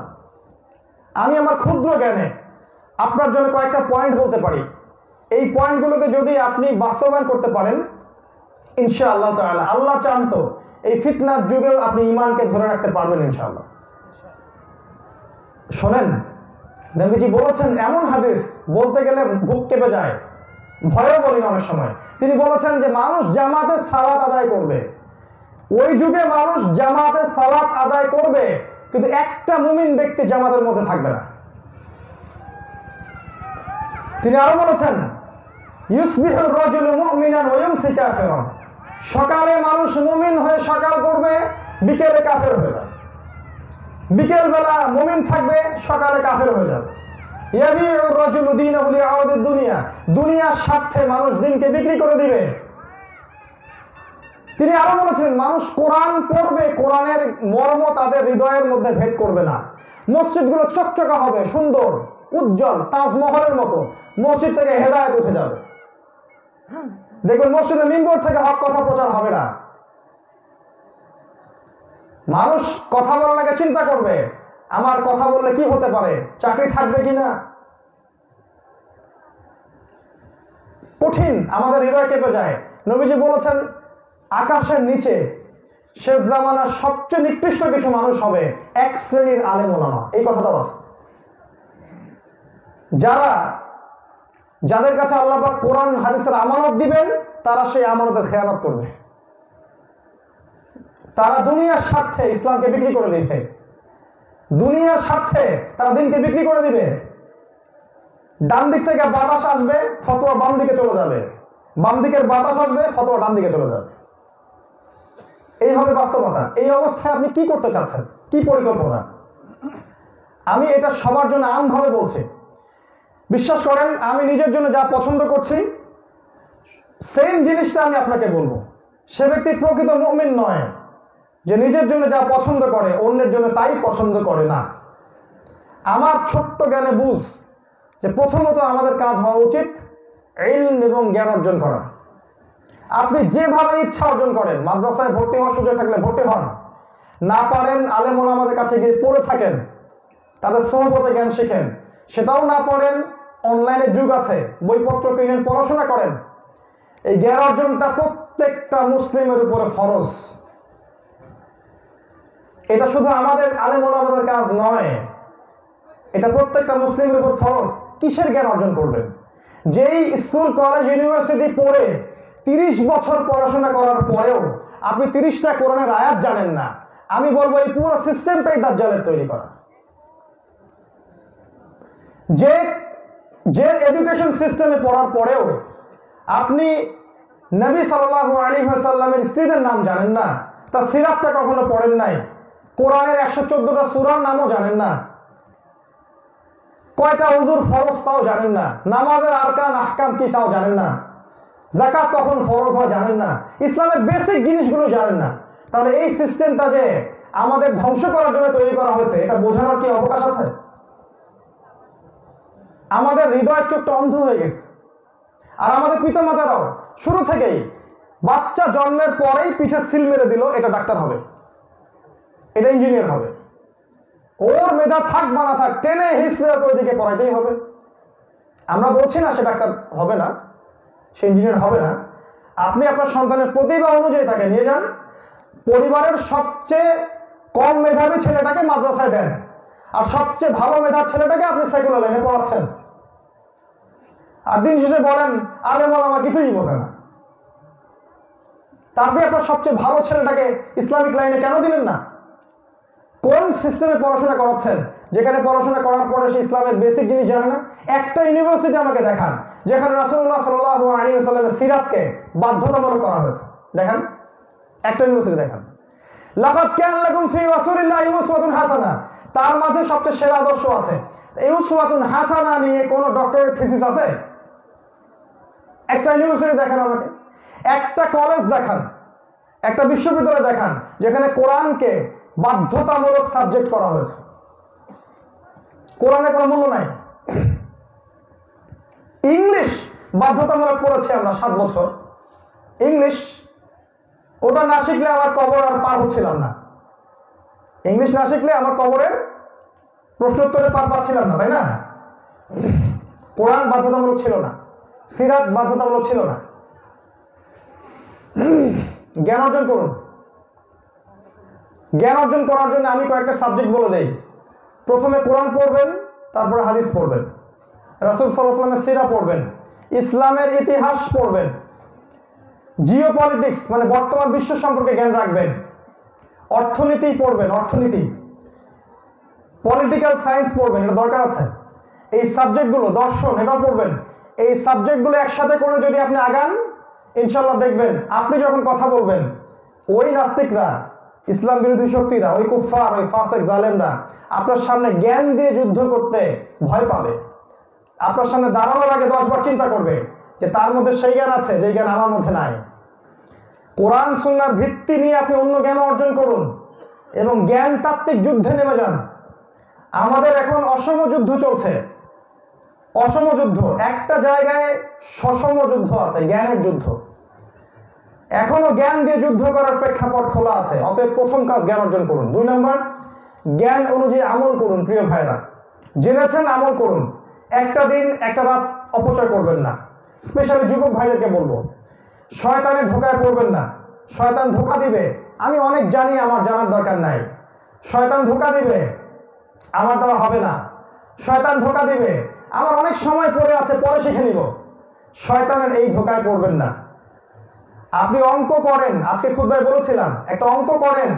আপনার আয়ু যদি হয় 60 বছর, আপনার হায়াত বাকি আছে বড় জোর 20-30 বছর। এই 30 বছর যদি বাকি থাকে, তার 10 বছর আপনি কাটাবেন দুনিয়াবি কাজে, বাকি থাকে 20 বছর। শেষের 10 বছর কিছু করতে পারবেন না, বার্ধক্যে চলে যাবেন, চাইলেও মসজিদে যাইতে হয়তো পারবেন না। 10 বছর বাকি থাকে যৌবন। এই যৌবনের 10 বছর আপনার কি প্ল্যান, কি পরিকল্পনা, কি চান, কি করতে চান আপনি? কাগজ কলম নিয়ে পরিকল্পনা করে আগান, একটা দিন অপচয় করবেন না। এই উম্মাহকে কিছু দিয়ে যাওয়ার চেষ্টা করেন। এই উম্মাহর অবস্থা আজকে ভালো না। আপনি যদি আল্লাহকে ভালোবেসে থাকেন, রাসূলকে ভালোবেসে থাকেন, এই উম্মাহকে ভালোবাসতে হবে। যদি উম্মাহকে ভালো না বাসে, আল্লাহ পাক কি বলেছেন শুনুন। আল্লাহ পাক বলেছেন ইউআযযিবকুম আযাবান শাদীদা, আল্লাহ পাক তোমাদেরকে প্রচন্ড রকম শাস্তি দিবেন। ইয়াস্তাবদিল কওমান গায়রাকুম, আল্লাহ পাক তোমাদেরকে সরিয়ে দিবেন, অন্য কওমকে তোমাদের জায়গায় নিয়ে আসবেন। সুম্মা লা ইয়াকুনু আমসালাকুম, এরা তোমাদের মতো হবে না। অতএব আমল করুন জানা অনুযায়ী, উম্মাহকে কিছু দিয়ে যান। 3 নাম্বার, আদর্শ পরিবার গঠন করুন। বিয়ে শাদী করুন, হালাল রিজিক তালাশ করুন, আদর্শ পরিবার গঠন করে ফেলুন। দুনিয়া কোথায় চলে যায় যাক, আপনার পরিবারের মধ্যে যেন শিরক না ঢুকে, বেদাত না ঢুকে, কুফর না ঢুকে, হারাম না ঢুকে। পরিবার হবে শক্তিশালী, পরিবারে খাস পর্দা থাকবে, সালাত নাই পরিবারে ভাত নাই, নামাজ নাই পরিবারে ভাত বন্ধ, পরিবারের লোকজন সকালবেলা কোরআন পড়ে না, সকালের নাস্তা বন্ধ করে দিবেন। কোরআন নাই, হাদিস নাই, তালিম নাই, আল্লাহ রাসূল নাই, পরিবারে কঠোর হয়ে যাবে। কিছু কিছু সময় কঠোর হতে হয়, সব সময় নরম হলে চলে না। পরিবার কঠোরভাবে আপনি মেনটেন করেন, কারণ পরিবারই আপনার জান্নাত, নাহলে পরিবারই আপনার জাহান্নাম। আমাদের নবীজিকে আল্লাহ পাক বলেছেন এবং আমাদেরকেও বলেছেন সূরা তাহরিমের 6 নম্বর আয়াতে, কু আনফুসাকুম ওয়া আহলিকুম নারা, নিজে জাহান্নামের আগুন থেকে বাঁচো, তোমার পরিবার বর্গকে জাহান্নামের আগুন থেকে বাঁচাও। আমার ছোট্ট একটা মেয়ে আছে, এই মেয়েটা আল্লাহ না করুক যদি সামনে একটা গর্ত থাকে, একটা আগুন জ্বলছে, ও বলছে আমি বাবা ওখানে লাফ দিব, আপনি কি বলবেন দে লাফ দে? আপনার ছোট্ট একটা বাচ্চা আছে, ছাদ থেকে লাফ দেওয়ার চেষ্টা করছে, আপনি কি বলবেন দেখ লাফ দেখ? সে যদি বলবে না আমি লাফ দিবই, এটা আমার ব্যক্তি স্বাধীনতা, আমি লাফ দিবই, আপনি জোর করে ওকে টেনে নিয়ে আসবেন, একটা থাপ্পড় দিয়ে হলে ওকে সরাই দিবেন না? আল্লাহ বলছেন তোমার পরিবার বর্গকে জাহান্নামের আগুন থেকে বাঁচাও। ওরা জাহান্নামের দিকে যাচ্ছে আর আমরা দিব্যি ভাবছি আমি তো 5 ওয়াক্ত নামাজ পড়ি, তাহাজ্জুদ পড়ি, কোনো সমস্যা নাই। আরে কত তাহাজ্জুদ গুজার মানুষের মেয়ে ন্যাংটা হয়ে বাইরে ঘুরে বেড়াচ্ছে, দেখেন কত তাহাজ্জুদ গুজার মানুষের বউ ওই যে সুদী সমিতিতে কাজ করছে, কত মানুষ আল্লাহর পথে সাপোর্ট দিচ্ছেন, আপনার ছেলেই নামাজ পড়ে না। পরিবারে তো আগে ইসলাম কায়েম করুন। হ্যাঁ, এটা ঠিক যে পরিবারের অনেক লোক কথা নাও শুনতে পারে, সেটা অন্য বিষয়। নূহের মতো ছেলে হতে পারে, লূত আলাইহিস সালামের মতো স্ত্রী হতে পারে, কিন্তু আমরা কতটুকু চেষ্টা করেছি এটা হচ্ছে বড় কথা। পরিবারকে ইসলামিক মূল্যবোধে গড়ে তুলুন। আল্লাহ পাক আপনাদের প্রত্যেকের পরিবারকে জান্নাতের টুকরা বানিয়ে দিন, আমিন। 4 নাম্বার, হালাল রিজিক তালাশ করুন। আমি সুদের কথা বলেছি, আপনাকে যদি ভাই শশা বিক্রি করে খেতে হয়, আপনাদের লটকো বিক্রি করে খেতে হয়, খান, তারপরে হারাম কোন রিজিকের দিকে যাবেন না।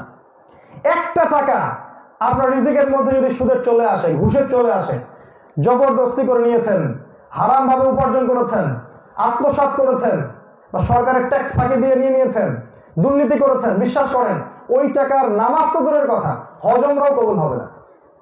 এটাই ফতোয়া। হারাম রিজিকের ইবাদত আল্লাহ পাক কবুল করেন না, সোজা কথা।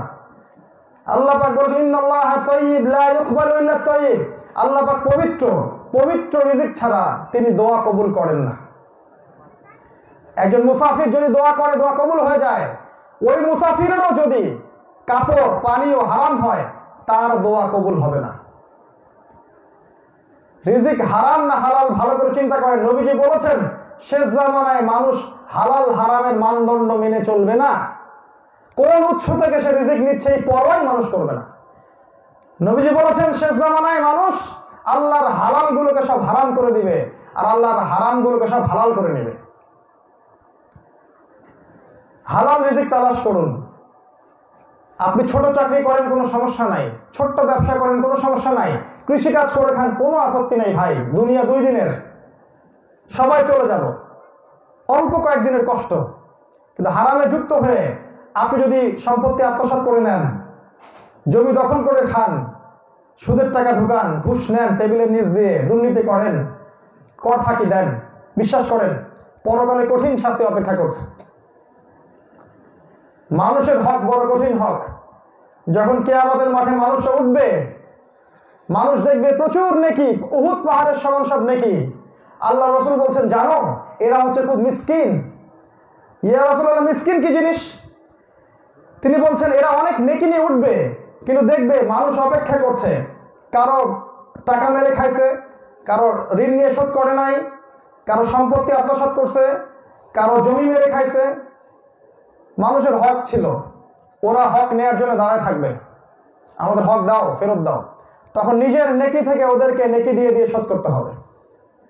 নিজের নেকি থেকে, আপনার হজ উমরা সব নেকি থেকে ওকে নেকি দিয়ে দিয়ে শোধ করতে হবে। দিতে দিতে যদি নেকি শেষ হয়ে যায়, আল্লাহ রাসূল বলছেন ওদের গুনাহ এই ব্যক্তির আমলনামায় চাপিয়ে দেওয়া হবে না, নাউযুবিল্লাহ। এরপর এই ব্যক্তি যাবে জাহান্নামে, ওরা যাবে জান্নাতে। এই হলো আল্লাহর হিসাব। মনে করবেন না যে ওই জিনিসগুলা দুনিয়াবী বিষয় আমি যা ইচ্ছা তাই করলাম, আর এদিকে আমি নামাজ পড়লাম, রোজা রাখলাম, তাহাজ্জুদ পড়লাম। জি না, নামাজও পড়েন, সুদও খান, রোজাও করেন, ঘুষও খান, হজও করেন, দুর্নীতিও করেন। আফাতুমিনুনা বিবাদিল কিতাব ওয়া তাকফুরুনা বিবাদ, কিতাবের কিছু অংশ মানো, কিছু অংশ মানো না, এটা করবেন না। হালাল রিজিক তালাশ করুন। 5 নম্বর, আপনার সন্তানদেরকে আদর্শ ইসলামিক মূল্যবোধে বড় করুন। আমরা এক সময় থাকবো না ইনশাআল্লাহ। আমাদের বিশ্বাস আল্লাহ ভালো জানেন। আমাদের মত, আমাদের বিশ্বাস আগামী 20, 30, 40 বছরের মধ্যে এই পুরো বিশ্বের প্রেক্ষাপট চেঞ্জ হয়ে যাবে ইনশাআল্লাহ। এর মধ্যে ইমামুল মাহদিও চলে আসতে পারেন, ঈসা আলাইহিস সালামও চলে আসতে পারেন। আপনার বাচ্চাদেরকে মানুষ করে যান। বাচ্চাকে কি খাওয়াচ্ছেন খেয়াল রাখেন, শারীরিকভাবে সুঠাম করে মানুষ করেন, দ্বীনি ইলম শিক্ষা দেন, কঠিন অনুশাসনে মানুষ করেন, যেন এরা প্রত্যেকে আল্লাহর পথে মুজাহিদ হতে পারে। আপনি কবরে শুয়ে শুয়ে নেকি পাবেন ইনশাআল্লাহ। ওই মিডিয়ার গোলক ধাঁধায় পড়বেন না। নবীজি বলেছেন শেষ জামানায় সত্যকে মানুষ মিথ্যা বলবে, মিথ্যাকে সত্য বলবে। এটার কাজটা করবে মিডিয়া। রাতকে দিন বানাবে, দিনকে রাত বানাবে। ওদের ধোকায় পড়ে বাচ্চাকে নষ্ট করবেন না। খুবই কনসিয়াস থাকেন বাচ্চার ব্যাপারে। আপনার বাচ্চাকে নিয়ে আপনার স্বপ্ন বোনা উচিত। আমার বাচ্চা হবে আমার সামনের আগামী প্রজন্মের মুজাহিদ ইনশাআল্লাহ। আল্লাহ চান তো ওদের হাতে ইসলামের পতাকা দিবেন ইনশাআল্লাহ। মানুষ করে যান। 6, ইসলামের দাওয়াত প্রচার করুন, ব্যাপক দাওয়াত প্রচার করুন। স্পেশালি সমসাময়িক প্রেক্ষাপট, শেষ জামানা এবং আমাদের করণীয়গুলোকে নিয়ে বেশি বেশি মাহফিল করুন, জলসা করুন, মসজিদে আলোচনা করুন, যাতে করে মানুষ সচেতন হয়, কিছু প্ল্যান করে আগামী দিনের জন্য। এবং এই দাওয়াতটা দিতে গিয়ে আমি একটা রিকোয়েস্ট করব, এই দাওয়াতটা দিতে গিয়ে ভাইয়ে ভাইয়ে দূরত্ব সৃষ্টি করবেন না। আমরা অনেকে দাওয়াত দিতে যাই এবং এমন সব বিষয় নিয়ে দাওয়াত দেই যেগুলো আমাদের মধ্যে বিভক্তি সৃষ্টি করে দেয়। এটা করবেন না। আমরা সবাই মুসলিম, আমরা সবাই একে অপরের ভাই। আপনার সাথে আমার দু একটা বিষয়ে মত পার্থক্য থাকতেই পারে, স্বাভাবিক। তার মানে এই নয় যে আপনি হচ্ছেন মুমিন আর আমি কাফের, বা আমি কাফের আপনি মুমিন, এমন নয় বিষয়টা। এইসব ইখতিলাফগুলোকে দূর করে ভাইয়ে ভাইয়ে আপোষে মহব্বত তৈরি করুন এবং ঐক্যবদ্ধভাবে দাওয়াতি কাজ করুন। আল্লাহ পাক কবুল করুন। আমি আরেকটা কাজ করতে পারেন, সেটা হলো প্রত্যেকটা জায়গায় জায়গায়, প্রতিটা জেলায়, শহরে, সব জায়গায় একটা করে কমিউনিটি গড়ে তুলবেন। একা একা থাকবেন না, একসাথে থাকবেন। একা একা আপনি ঈমান ধরে রাখতে পারবেন না। আমি বলছি না যে নতুন করে একটা দল ক্রিয়েট করতে হবে, এটা বলছি না। তবে একসাথে থাকবেন, আপোষে মহব্বত নিয়ে একসাথে চলাফেরা করবেন ঐক্যবদ্ধভাবে। আর দুটো বলে শেষ করছি। একটা হচ্ছে খাবার। বারবার বলি, অনেকে বোঝেন না কথাটা। খাবারের ব্যাপারে সচেতন থাকবেন। শেষ জামানায় বেশিরভাগ খাবার হয়ে যাবে করাপ্টেড মানে হচ্ছে বিষক্রিয়াযুক্ত। খাবার খাবেন আপনি রোগ নিরাময়ের জন্য, উল্টা আপনি রোগে পড়ে যাবেন। এই কথাগুলো অনেকে হয়তো বলে না, আমরা জানি বলে বলছি। অর্গানিক খাবার, নিজের উৎপাদিত ফ্রেশ খাবার ছাড়া এমন কোনো খাবার খাবেন না যেটা ম্যানুফ্যাকচার্ড। আপনি জটিল রোগে আক্রান্ত হয়ে যাবেন। সচেতন হয়ে যান। বাচ্চাকে তো খাওয়াবেনই না। আর শেষ কথা হচ্ছে অর্থ, মানি, টাকা।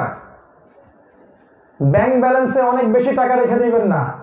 আগামী বিশ্বে যে ঘটনাগুলো ঘটতে যাচ্ছে তার মধ্যে অন্যতম একটা ঘটনা হচ্ছে পুরো বিশ্বের ব্যাংকিং সিস্টেমটা পড়ে যাবে, থাকবে না।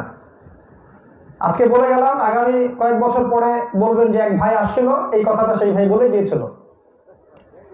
ব্যাংকিং সিস্টেম থাকবে না, কলাপস করবে। আপনি পাবেন না, কাগজের টাকা উঠে যাবে, সব ইলেকট্রনিক মানি। দেখবেন ইলেকট্রনিক মানি হয়ে গেছে। আপনি যদি ব্যাংকে বেশি টাকা রেখে দেন আপনি সম্পদ হারাবেন। কি করতে পারেন? আপনি স্বর্ণ, রৌপ্য, জমি এবং গবাদি পশুর মধ্যে টাকা ইনভেস্ট করতে পারেন। আমরা শেষ করছি, আমাদের মেহমান এসে গেছেন। সর্বশেষ যে একটা কথা বলে শেষ করবো, প্রিয় ভাইয়েরা, আমার অনুরোধ থাকবে কোরআন এবং হাদিসের সাথে শেষ জামানার বিষয়গুলোকে নিয়ে পড়াশোনা করবেন। একদিনের মাহফিল না, প্রতিনিয়ত প্রতিদিন রাত মসজিদগুলো আবাদ থাক, ইলমের চর্চা হোক, আমরা জ্ঞান অর্জন করি, জ্ঞান অনুযায়ী আমল করি, আদর্শ পরিবার গঠন করি, আমরা আমাদের সন্তানদেরকে মানুষ করার চেষ্টা করি, হালাল খাবার খাই, ফ্রেশ খাবার খাই, হালাল সঞ্চয় করি, সম্পদ সঞ্চয় করি। আগামী দিনের জন্য আল্লাহর পথে জান মাল সময় শ্রম ব্যয় করার মানসিকতা তৈরি করি এবং আগামী দিনের যে দাওয়াত এবং জিহাদ আসতে যাচ্ছে এর জন্য নিজেদেরকে প্রস্তুত করি। আল্লাহ পাক আমাদের সবাইকে তৌফিক দান করুন, আমিন। আমার ক্ষুদ্র জ্ঞানে এতটুকু আমার সাজেশন। আপনারা যদি স্টাডি করেন তাহলে আরো অনেক কিছু আপনারাও বুঝতে পারবেন। আল্লাহ পাক আপনাদের সবার দুই চোখ খুলে দিন, হৃদয়ের চোখ দিয়ে দেখার তৌফিক দান করুন, আল্লাহুম্মা আমিন। আমরা দোয়া করছি আল্লাহ রাব্বুল আলামিন আমাদের প্রত্যেককে পবিত্র কোরআন এবং সুন্নাহ অনুযায়ী জীবনযাপন করার তৌফিক দান করুন, আল্লাহুম্মা আমিন। আল্লাহ পাক মুসলিম উম্মাহর মাঝে ঐক্য দান করুন, আমাদের আপোষে ইখতিলাফকে দূর করে দিন, আমাদেরকে কোরআনের জ্ঞান অর্জন করার তৌফিক দান করুন, আদর্শ পরিবার গঠন করার তৌফিক দান করুন। ইসলামের জন্য, দিন কায়েমের জন্য আমাদের জান মাল সময় শ্রমগুলোকে আল্লাহর পথে বিলিয়ে দেওয়ার তৌফিক আল্লাহ পাক সবাইকে দান করুন, আমিন। সুবহানাকা আল্লাহুম্মা ওয়া বিহামদিক আশহাদু আল্লা ইলাহা ইল্লা আনতা আস্তাগফিরুকা ওয়া আতুবু ইলাইক। আসসালামু আলাইকুম ওয়া রাহমাতুল্লাহি ওয়া বারাকাতুহু।